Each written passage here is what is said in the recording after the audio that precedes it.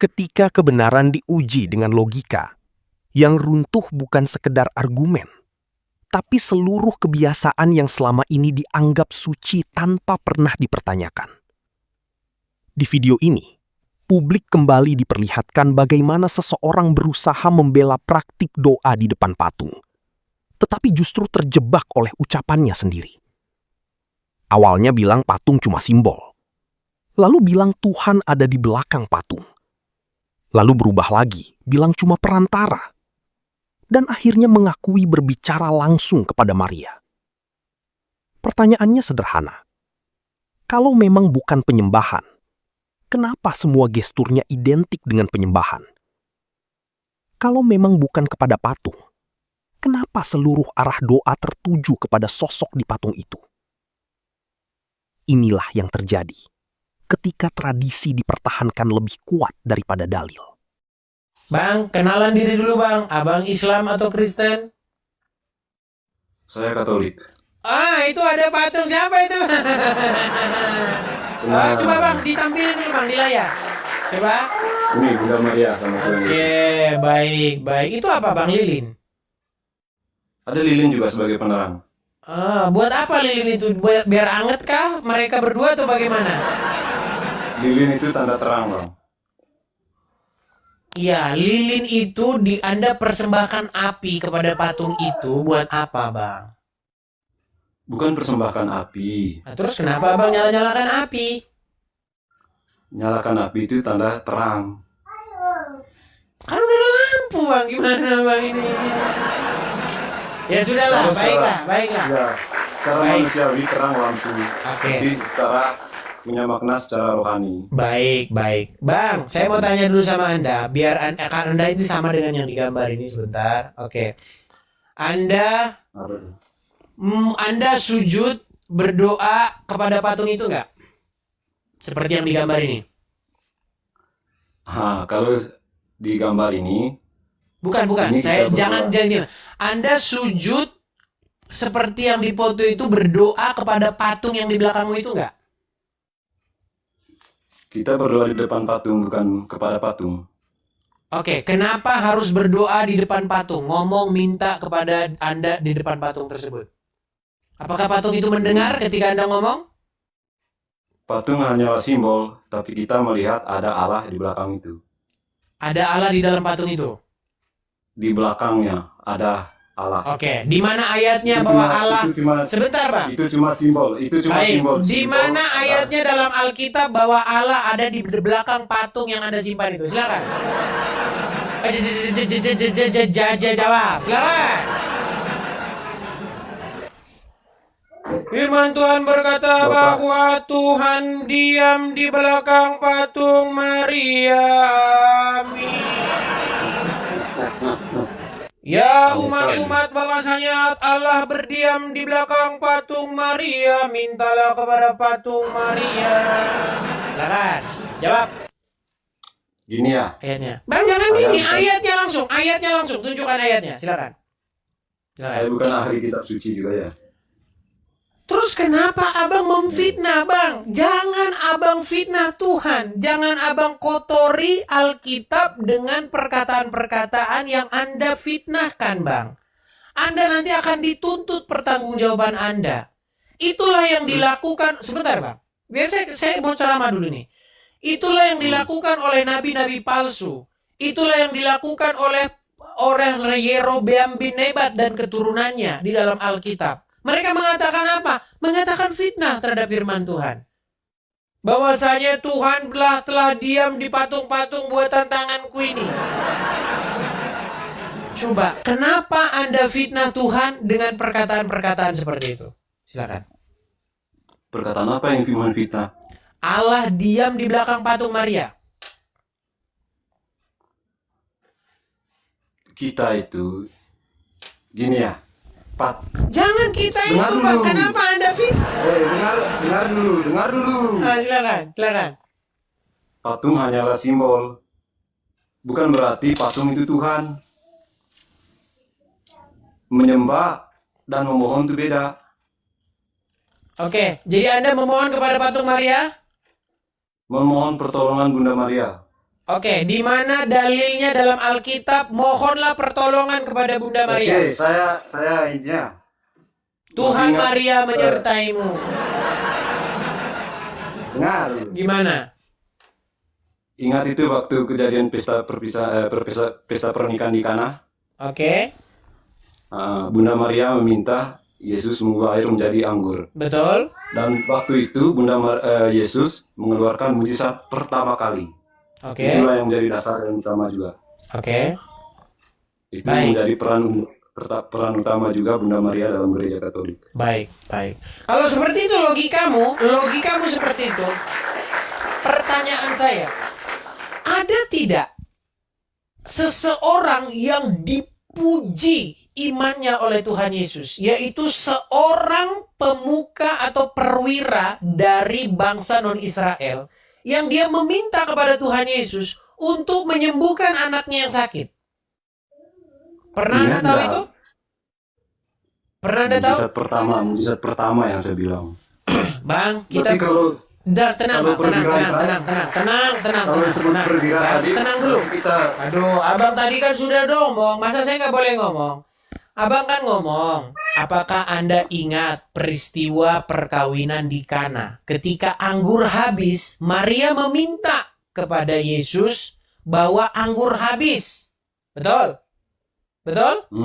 Nah, karena Anda seperti itu dasar Anda meminta kepada Maria. Betul? Logika complang macam apa yang Anda bawa seperti ini? salah satu. Satu-satu ya, memang satu-satu, Bukan itu aja. Bang. Iya, satu-satu kita bahas. Nanti Anda ngomong lagi. Satu kita selesai baru bahas satu lagi. Oke? Oke? Oke. Baik. Biar kamu aja yang kuasa. Baik. Karena Anda punya logika seperti itu, maka Anda berdoa dan meminta kepada Maria. Logika Anda ini logika Bukan berdoa. tenang dulu, Bang. Nanti Anda ngomong, nanti Anda bicara. Ini loh Bang, soalnya di rumah Bang ini setiap umat agama dan entah itu di Islam, Katolik, Abang seolah-olah menjerumuskan orang itu. Kok Jadi kita menjerumuskan? mau Kan saya jelaskan tanya secara Anda. detail. Itu yang menjadi Anda ini sangat berpengaruh sekali. Oke, baik. Ya memang sangat berpengaruh. 10.000 orang nonton nggak berpengaruh. Dengarkan, Pak. Mempengaruhi orang sekali Bang. Anda berkata, apa alasannya Anda berdoa meminta kepada Maria? Karena Maria pernah meminta kepada Yesus. Betul? Betul? Betul? Oke. Anda tahu seorang perwira pernah meminta kepada Tuhan Yesus untuk menyembuhkan anaknya. Bahkan perwira itu bilang begini, aku tidak pantas menerima engkau di rumahku. Katakan saja sepatah kata dan anakku itu akan sembuh. Tuhan Yesus Terus perwira tergerak. itu- Dengar, tenang. Tidak pernah aku dapati iman seperti ini di antara orang Israel. Ini dangkal ini. Dengar dulu. Dengar. Mantap. Pertanyaan saya, kenapa Anda tidak meminta kepada patungnya perwira yang meminta kepada Tuhan Yesus itu? Perwira itu saya tanya kamu dulu. Perwira itu bapaknya Yesus apa gimana? Oke, jadi kalau bapaknya minta, oke, berarti mana patungnya Yusuf? Ada. Oke, berarti Anda juga meminta berdoa kepada patungnya Yusuf. Kita mohon pertolongan untuk didoakan. Bukan berdoa. Kalau berdoa kepada Tuhan, Oke, yang digambar ini berdoa kepada siapa? Coba, itu yang digambar ini berdoa kepada kamu, siapa? kamu dengar enggak kata saya tadi? Bukan berdoa kepada, tapi berdoa di depan. Oke, waktu berdoa di depannya itu Anda ngomong sama patung itu enggak? Ngomong sama Tuhan melalui Bunda Maria. Ngomong sama Tuhan dari patung itu, berarti di dalam patung itu ada Tuhan. Bukan di dalam. Terus di mananya? Di belakangnya tadi Anda bilang. Berubah lagi, ganti Ya, lagi, istilah- pindah lagi posisinya. Itu Gimana? kan. Ngomong sama di sini gimana ya? Loh, gimana? Anda yang bingung kok saya malah disalahin. itu kan bingung, Bang. Tadi Anda Soalnya bilang, oke, baik. kita ungkap satu Bang, kata, coba, kamu Bang, seolah coba, Bang. kamu yang menyetirnya semua. Coba Bang, abang pegang patung Maria itu, Jadi coba, itu abang pegang. membuat orang rancu. Bang, abang pegang patung Maria itu, coba, bilang, pegang dulu, ambil.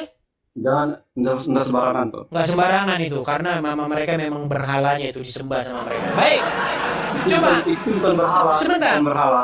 Kenapa nggak boleh dipegang? Ada apa? Apa sebabnya nggak boleh dipegang? Kalau pegang nanti seolah kita mengkoyakkan. Nah iya, karena Anda memperlakukan patung itu secara khusus, betul?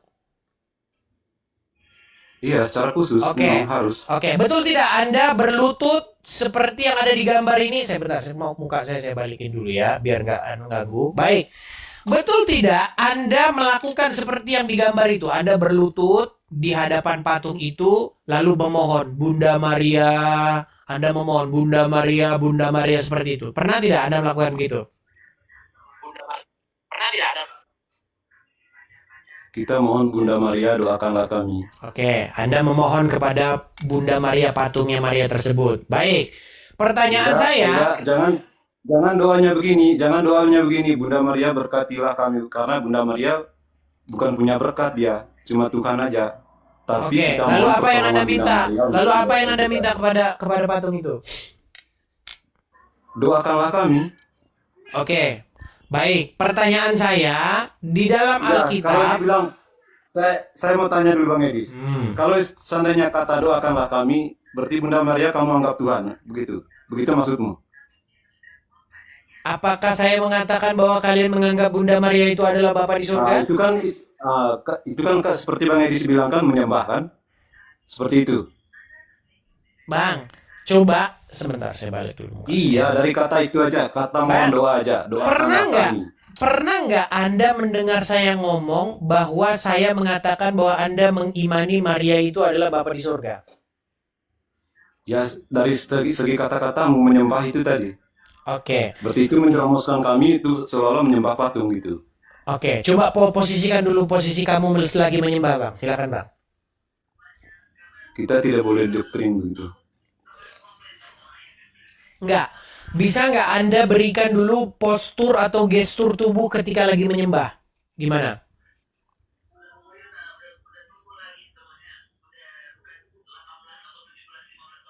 Menyembah, kita berdoa, Bang. Menyembah seperti apa? Coba.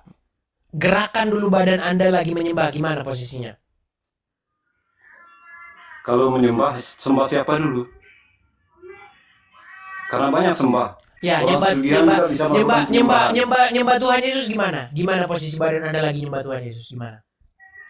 Kalau kita ya seperti biasa mengatur Gimana? tangan. Gimana? Coba. Mengatur tangan. Gimana coba? Ini HP-nya saya pegang, nggak bisa. Ya, saya makanya pegang. letakin dulu coba. Mau letakin kemana ini? Nah gitu aja, mengatur tangan. Kamu ngerti lah. Ya gimana? Kami belum lihat. Gimana? Mengatur. Bisa tunggu. Gini, begini gitu. Ya seperti itu. Oke, kalau begini berarti berdoa ya. Oke. Berdoa. Oke. Kalau begini kepada Yesus berarti berdoa kepada Yesus. Oke, baik. Saya balikan dulu. Balikan dulu kamera saya lagi ya. Kita gunakan ini apa yang ada di dalam pikiran mereka, kita terapkan pikiran mereka sendiri. Jangan pakai pikiran kita, nanti nggak diterima. Oke. Ya gimana? Saya tahu, saya sudah tahu. Lihat yang bawah. Itu kamu gambar siapa itu? Bukan masalah gambar siapanya, nggak perlu kita ambil KTP dia. Gini, yang di bawah itu tenang. Yang di bawah itu tadi sesuai dengan definisimu lagi berdoa, betul? Oke, berdoa kepada patung itu, betul? Oke, kalau patungnya diganti dengan patung Maria, berarti berdoa kepada patung Maria, betul? Berdoa di depan patung Maria. Mulai. Bang. Oke. Sebentar, yang di bawah itu, sebentar. Yang di bawah itu, tenang. Kamu anggap. Yang di bawah itu, tenang. Yang di bawah itu berdoa di hadapan patung atau berdoa kepada patung? Yang di bawah mana ini? Yang di dalam celanamu. Yang itu yang di bawah gambar ini loh. Aduh. Bang, Tunggu. Tenang, Bang. Yang di bawah itu, gambar yang bawah itu, dia yes. lagi berdoa kepada patung atau berdoa di hadapan patung? Nah, tunggu dulu. Kamu Mulai. itu kan? Bang, jawab Seolah-olah, dulu pertanyaan saya. katakan, Simpel ini kamu pertanyaan saya, tenang. Yang di bawah itu Receh. berdoa kepada patung atau berdoa di hadapan patung? Ah, kalau saya lihat ini kan kalau dihadapkan di hadapan kan berarti di depan. Ah, kalau kepada itu kan tujuannya orang. Jangan mutar-mutar, Yang jelas- Bang. Iya, yang jelas. Pertanyaan saya simpel. Yang Yang di jelas- bawah, yang jelas di fotonya ini mereka di hadapan Yang di patung, bawah, karena di tenang. depan patung. Bodoh. Yang di bawah itu berdoa kepada patung atau Di hadapan patung. Di hadapan patung. Oke, berarti dia berdoa kepada siapa?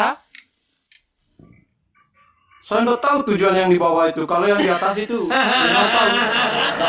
Gambar atas memang paus. Oke lah, baik. Oke. Yang di atas berdoa kepada siapa? Yang di atas itu berdoa di hadapan Bunda Maria kepada Allah. Oke, berdoa kepada Allah di hadapan Di Bunda hadapan Maria. Bunda Maria. Oke. Ah. Bagaimana doanya dia? Aduh, Edis. Sekali kamu. jangan aduh. Saya ingin Masa membuktikan. tanya Saya ingin Masa tanya membuktikan saya bahwa bagaimana kau doanya dia? berdusta dan berbohong. Anda mengatakan bahwa ini berdoa kepada Masa kamu Allah. tanya saya bagaimana berdoanya dia? Orang dia anda ngomong itu. Kan Katolik sama doanya semua. Gimana? Iya. Kita doa Baik. sama itu ada doa wajib. Saya Tapi tunjukkan doanya ya. Wujud Saya tunjukkan pribadi doanya. beda-beda. Baik. Isi doanya dia bilang begini. Sebentar ya. Bentar. Ngarang lagi, ngarang. Kok ngarang? Nggak ngarang. Lihat tunjukkan loh. Ini doanya. Bunda, Apa itu? dengar.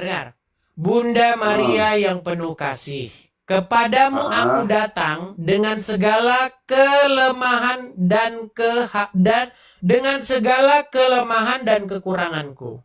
Engkau yang selalu mendengarkan doa anak-anakmu. Betul tidak ngomong begitu? Hmm. Oke, kepada siapa itu ngomong kamu- begitu? Itu kamu merasa mohon berkat enggak? Saya ulangi satu kali lagi ya. Bunda Maria yang penuh kasih, kepadamu aku Nah. datang. Berarti datang kepada siapa? Bunda Maria, Oke, terus kenapa kok kau bilang tadi datang kepada Allah?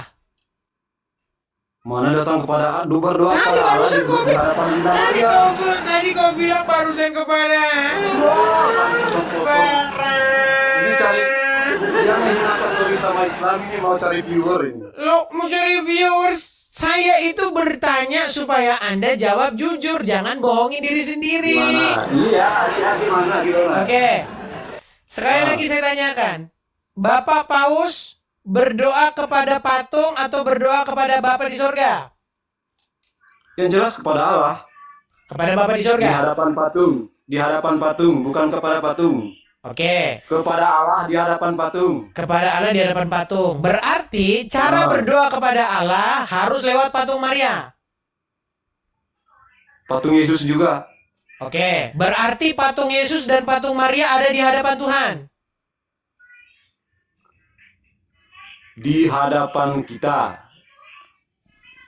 Karena Oke. Tuhan ada di balik patung-patung itu, betul? iya. Oke, mana dalam ayat Alkitabnya bahwa Tuhan berdiri di belakang patung Yesus dan patung Maria?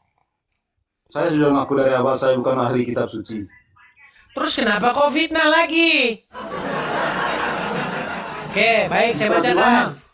Saya bacakan lagi lanjutan doanya. Senang, saya bacakan lagi lanjutan doanya. Bentar.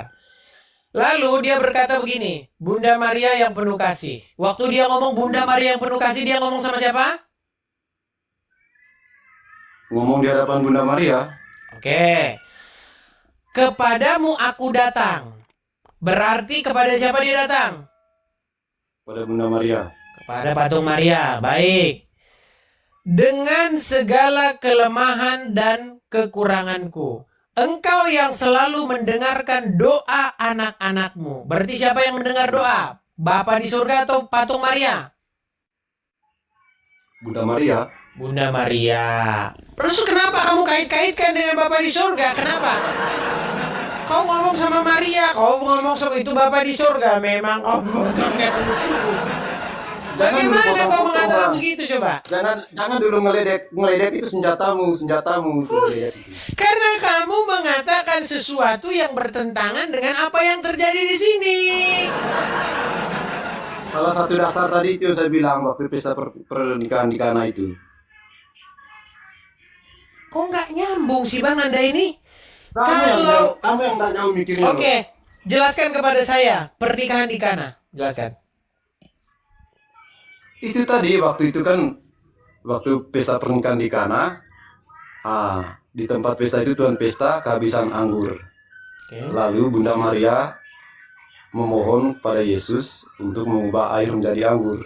Dan saat itulah Tuhan Yesus melakukan mujizat yang pertama kali. Oke. Jadi Lalu dari yang situ berani dari mengeluarkan- situ Anda ingin mengambil kesimpulan apa? Bunda Maria itu selalu menolong kita dengan memohon kepada Yesus. Jadi bukan Bunda Maria itu yang memberi berkat kita, karena Bunda Maria tidak punya berkat. Dia cuma perantara itu sebagai pertolongan bagi kita. Oke. Di mana dalilnya bahwa Maria sebagai perantara? Sudah jelas-jelas kitab suci tadi itu. Kalau hanya meminta seperti itu, banyak yang meminta kepada Tuhan Yesus, Bang. Dalam Alkitab saya tunjukkan segudang orang yang pernah meminta kepada Tuhan Yesus dan dikabulkan. Orang buta Yang paling meminta dekat, kepada yang- Tuhan ya. Yesus, aku ingin melihat. Maka Yang paling melihat. dekat, Justru yang Anda- siapa? Yang paling Baik, saya akan Kerahimannya tunjukkan siapa? kepada Anda satu ayat. Saya akan tunjukkan kepada Anda satu ayat ya. Iya, saya tahu banyak yang meminta itu orang buta. Banyak orang itu. Ya kenapa Tapi Anda Ibu- tidak minta sama orang buta itu? Wahai orang buta, sampaikanlah permintaanku kepada Yesus. Kan gitu lebih bisa juga, sama kan? Saya tunjukkan kaitannya supaya ini. Anda baca. Sebentar, saya tunjukkan kepada Anda. Nih, jadi saya tanya, kamu sama ibumu dekat enggak? Ya dekat. Yesus sama Maria? Ya, saya tunjukkan ayatnya nanti. Saya Botol tunjukkan. kamu. Ya, saya tunjukkan ayatnya nanti. Baik, saya tunjukkan ayatnya. Baik. Iya, saya tahu banyak ayatnya itu. Tunjukkan salah satu deh. Bentar.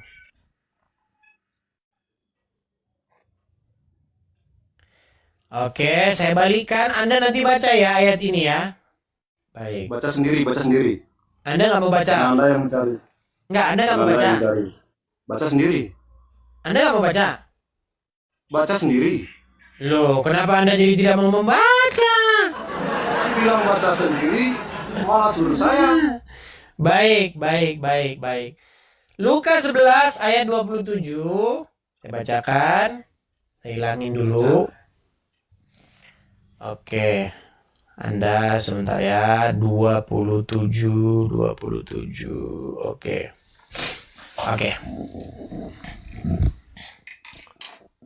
Modal Google. Modal Google. Ini Alkitab kok modal Google. Lukas pasal 11. Gimana sih? Modal Baik, Google. ngeledek orang aja kamu. Kok modal Orang Google? Islam kamu ledek, Baik. Katolik kamu ledek. Coba baca, silakan baca. Ketika Yesus Baca masih sendiri. berbicara, tenang Bang. Ketika Yesus masih berbicara, berserulah seorang perempuan dari antara orang banyak dan berkata kepadanya, "Berbahagialah ibu yang telah mengandung engkau dan susu yang telah menyusui engkau." Apa jawab Tuhan Yesus? Coba apa jawab Tuhan Yesus, Bang? Jawab. Baca, Bang. Mana? Ini Injil apa ini? Ya Tuhan, Injil apa katanya? Ya, saya Orang bilang tanya kamu, Injil Injil apa apa? ini? Injil Lukas pasal yang ke-11, Bang. Dimulai dengan ayat yang ke-27. Ayo silakan.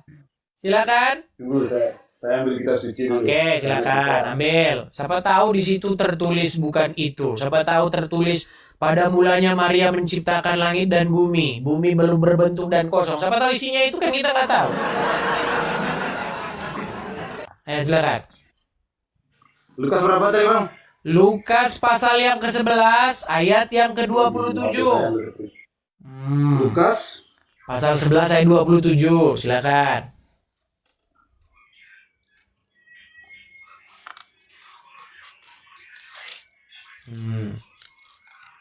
Sabar Edis. Nah, nggak apa-apa. Anda nggak percaya dengan Alkitab yang saya tampilkan di sini. Pokoknya kalau Edis yang ngomong, jangan dipercaya. Silakan. Kalau Alkitab kalian tuh banyak versinya Ya maksudnya. udah, silakan baca. Lukas 11 ayat. Ayat 27 coba. Ketika Yesus masih berbicara. Nah, ini kan punya saya beda kan? Ya, terus. Ketika Yesus masih berbicara, berserulah seorang perempuan dari antara orang banyak dan berkata kepadanya, berbahagialah ibu yang mengandung engkau dan susu yang dalam usus engkau. Tetapi Yesus berkata, yang berbahagia mereka yang mendengarkan firman Allah dan yang memeliharanya. Baik. Nah, Oke, dengarkan saya. Tenang. Shh, tenang. Dengar. Saya bacakan yang punya saya ini. Ketika Yesus masih berbicara, berserulah seorang perempuan dari antara orang banyak dan berkata kepada Yesus, berbahagialah ibu yang telah mengandung engkau dan susu yang telah menyusui engkau. Tetapi Yesus berkata, yang berbahagia ialah mereka yang mendengarkan firman Allah dan memeliharanya. Coba. oke. Coba dengar. Dari perkataan Tuhan Yesus itu, adakah Tuhan Yesus menspesialkan ibunya? Terus, Siapa yang dispesialkan oleh Tuhan Yesus? kamu percaya Yesus itu firman? Kau tidur dulu di bawah sana. Apa yang dibahas? Kau malah lari kemana-mana. Yang dibahas itu apa, Pean? Yang dibahas itu mengenai kenapa kamu membuat Maria itu istimewa karena melahirkan Yesus. Aduh. Itu adalah perkataan orang-orang awam yang sudah diucapkan kepada Tuhan Yesus sendiri. Bagaimana ada ini?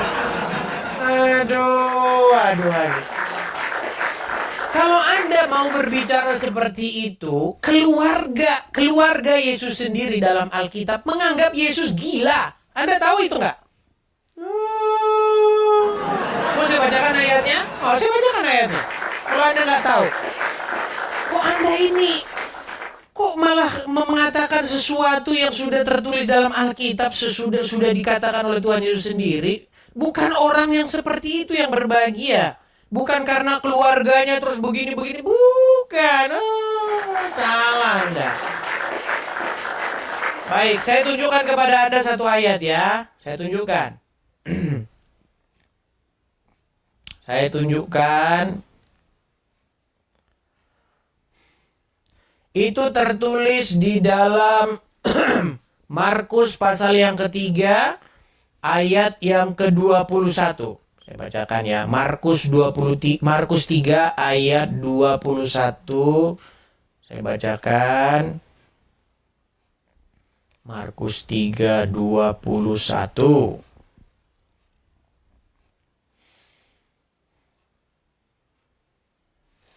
Oke. Kelihatan di sini? Waktu kaum 21 nih. 21. Baik nih. Kemudian Yesus masuk ke rumah.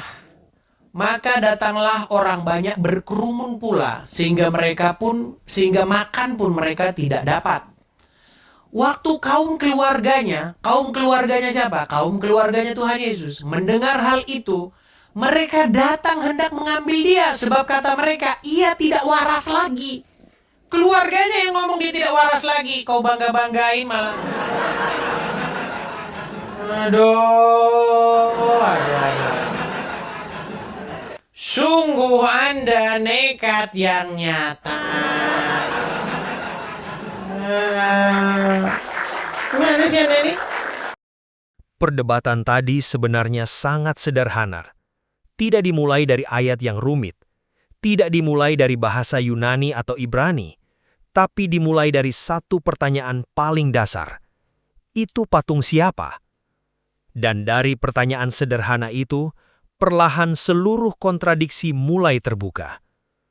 Ketika lawan bicara menunjukkan patung Maria dan Yesus lengkap dengan lilin menyala di depannya, Edis langsung mengarahkan pembahasan kepada inti masalah. Kenapa benda mati diperlakukan secara spiritual? Jawaban pertama muncul, lilin itu simbol terang. Tapi Edis langsung menghantam, kalau cuma terang, bukankah sudah ada lampu? Kelihatannya sederhana, tapi pertanyaan itu menghancurkan upaya mereka memisahkan antara sekadar simbol dengan praktik spiritual. Karena faktanya, benda itu memang diberi perlakuan khusus. Tidak sekadar pajangan, tidak sekadar dekorasi, tetapi menjadi bagian dari ritual keagamaan. Dan disinilah masalah mulai. Ketika Edis bertanya, apakah Anda berdoa kepada patung itu? Jawaban klasik langsung keluar. Kami berdoa di depan patung, bukan kepada patung. Kalimat ini sering dipakai sebagai tameng. Tapi masalahnya ketika dibedah lebih dalam, logikanya mulai runtuh. Sebab ketika Edis kemudian bertanya, apakah ketika Anda berbicara di depan patung itu mendengar? Jawabannya, patung hanya simbol, tapi Tuhan ada di belakang patung. Nah, di sini mulai kacau. Awalnya patung hanya simbol, lalu tiba-tiba Tuhan disebut ada di belakang patung Maria. Pertanyaannya, ayat mana dalam Alkitab yang mengatakan Tuhan berada di belakang patung Maria? Tidak ada. Dan ketika diminta menunjukkan dalilnya, jawabannya malah, saya bukan ahli kitab suci. Inilah ironi terbesar. Berani membuat klaim tentang Tuhan, tetapi tidak mampu menunjukkan dasar firman Tuhan. Yang lebih parah lagi, ketika terpojok, lawan bicara mulai mengubah istilah. Kadang bilang tidak kepada patung, lalu berubah, kami memohon kepada Bunda Maria. Lalu berubah lagi, kami minta didoakan. Lalu berubah lagi, Tuhan ada di belakang patung. Lalu berubah lagi, kami berdoa kepada Allah di hadapan patung. Perhatikan baik-baik. Argumen lawan bicara terus bergeser setiap kali ditekan logika. Kenapa? Karena sebenarnya lawan debat sendiri sadar bahwa praktik itu sulit dipertahankan secara logika dan dalil.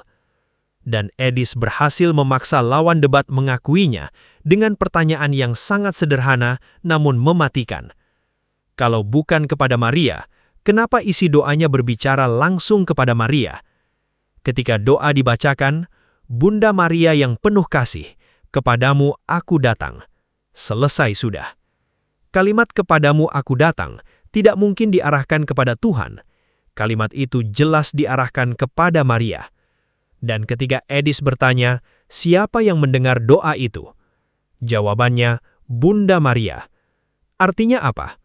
Lawan debat sendiri yang mengakui bahwa objek komunikasi spiritual itu adalah Maria. Lalu kenapa sebelumnya berkata, kami tidak berdoa kepada Maria? Inilah yang disebut kontradiksi fatal. Lawan debat ingin menghindari kata menyembah, tetapi seluruh praktiknya mengarah ke sana. Lawan debat ingin menghindari kata berdoa kepada patung, tetapi arah komunikasi mereka jelas tertuju kepada sosok yang direpresentasikan patung itu. Bahkan ketika Edis meminta lawan debat memperagakan posisi tubuh saat menyembah Tuhan, gerakannya identik dengan posisi saat berdoa di depan patung. Artinya apa? Secara gestur, secara arah doa, secara ucapan, semuanya identik. Yang berbeda hanya permainan istilah. Dan permainan istilah ini makin runtuh ketika Eddis membawa logika Alkitab. Lawan debat memakai kisah pesta Kana sebagai alasan Maria bisa menjadi perantara. Karena Maria pernah meminta kepada Yesus agar air diubah menjadi anggur, maka lawan debat menganggap umat boleh meminta kepada Maria. Sekilas terdengar masuk akal, tapi ketika diuji lebih dalam, logikanya hancur total. Karena di Alkitab, bukan hanya Maria yang pernah meminta kepada Yesus. Ada orang buta meminta kesembuhan, ada perwira Romawi meminta anaknya disembuhkan, ada perempuan yang sakit pendarahan, ada banyak orang lain. Kalau semua orang yang pernah meminta kepada Yesus boleh dijadikan perantara, kenapa hanya Maria yang dijadikan objek permohonan? Kenapa tidak ada doa, "Wahai perwira Romawi, doakan kami"? Kenapa tidak ada patung orang buta yang pernah disembuhkan? Di sini terlihat jelas bahwa praktek itu bukan dibangun di atas logika Alkitab, tetapi dibangun di atas tradisi gereja yang dipaksakan cocok dengan ayat.